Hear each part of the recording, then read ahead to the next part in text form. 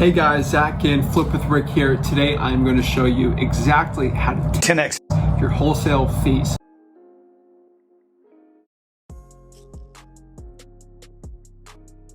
Zach and Flip with Rick here. Today I'm going to show you how to 10x your wholesale fees. What I mean by this is I'm going to help you get better profit margins per deal on every single wholesale transaction and wholesale deal that you get. Even if it's a quick $3,000 one to turning it into a $4,000 to $5,000 one, or if you have a $50,000 one, how to turn it into a $60,000 or $70,000 one. So stay tuned, guys. I'm gonna help you get better profit margins on your deals. The reason to get better profit margins on your deal is to actually go for no. What do I mean by this? I mean, we are gonna say lower prices when we first have to say a price out to the seller. So we're actually going to strive and make it a goal that the seller says no when we give them a price. This is so important, guys, because if the seller says yes to your first low ball offer, then that means that we actually could have gotten the price for a better one and a extremely lower one. So this might be something that a typical wholesaler doesn't understand here, but this could be something very important to our virtual guys out there. Is sometimes if you have a deal that's within an hour and you're used to getting them done virtually, just hop in the car and go meet them at the house. Being in front of a person and building that one-on-one connection that you just can't get over the phone will give you way better margins on your wholesale deals. So, I know most wholesalers actually do this in person. More and more people are doing them virtually with this COVID-19 thing, but hey, throw on a mask. I'm still doing deals with masks on. They're like killer great deals. And just throw on that mask, guys, and just go out. You'll get way better profit margins. So this one was a hack I actually learned from a good guy I know off the Bags to Riches podcast, Kent Clothier. Kent Clothier is huge on reverse wholesaling.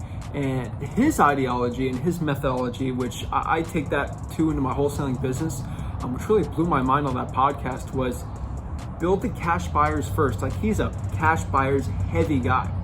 Now, this can be used for your business too. So what we need to do is build a crazy cash buyers list and put a huge priority, sit 3 hours a week on building cash buyers in your area. I don't care if you say, I got all the cash buyers. Maybe there's people from out of state that actually want to invest in your area.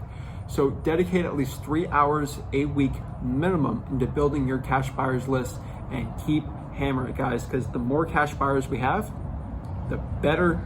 It's just a bigger pool of people we can sell the property to, which means they can bid each other up and we get more money. To piggyback off of what I said, the last one is maybe you need to bring more cash buyers into your properties. Now, what I mean by this is, let's say you bring 2 cash buyers in your properties and we bid those 2 up and we see the best one. Maybe you try to condition the seller and bring 4 to 5 cash buyers to the house. The more bids you can get on it, the better the profit margin. Now, this is kind of a stupid, simple one, but sometimes people need suggestions like this. So maybe on the next one, let's say you're going to bring 5, let's bring 6 or 7 and try to get something better. Obviously, you don't want to spook the seller with it, but this could potentially be very important to getting more profits. Now, the last one here is something you guys really need to be doing here, which is you need to look at your cash buyers in a tiered pyramid-like system. What do I mean by this? This is kind of crazy, right? You need to look at your cash buyers from the bottom tiers to the top tiers, kind of like a pyramid, if you will. So on the bottom, we have the slumlords. Up there, we have the guy that buys like 15 to 20 properties a year. And then on the smaller part of the pyramid here, we got people that buy like 5 to 10 and they do a lot of flipping. Again, these 2 people on the bottom are renters. This guy's more of a flipper. And then on there, we got the flipper that does maybe 3 to 5 deals a year. And then on the top 2 tiers these are the tiers that we actually want to get for our wholesale deals. And these are the cash buyers we want in and bidding and things like that. So the top 2 tiers here. So basically almost is basically the cream of the crop here is people that do 1, maybe 2 flips a year. And they're using their own money or maybe they're using private money, and if they made 10 grand on a flip, they are ecstatic. They are just in a new world. Like, they're so pumped up for it. It's great.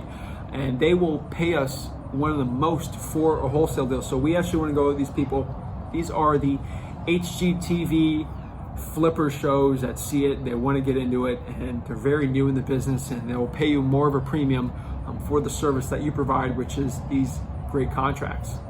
And so they're up there, people that just came off a Fan Merrill seminar maybe. I'm not saying explicitly go after them, but people like that are who we want. And then top tier is the guy with cash that just wants to live in the house, and he'll pay the most because he's an end buyer. Those guys are extremely hard to find. They're, I wouldn't say impossible, but they're extremely hard to find, guys. So in your cash buyers, you really want to go from the tier system and try to sell your deals from the top to the bottom.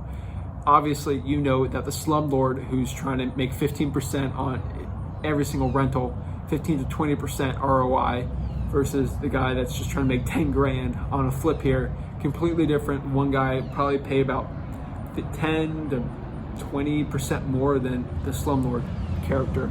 So if we know the cash buyers by a tiered list, we can make a lot more money on our deals. So I hope you guys really enjoy this video. I'm just trying to help you guys make some extra money in your wholesale deals.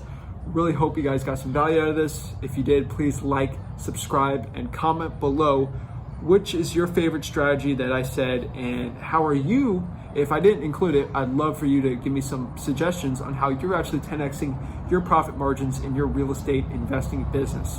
Thank you guys. Zach and Flip with Rick signing out.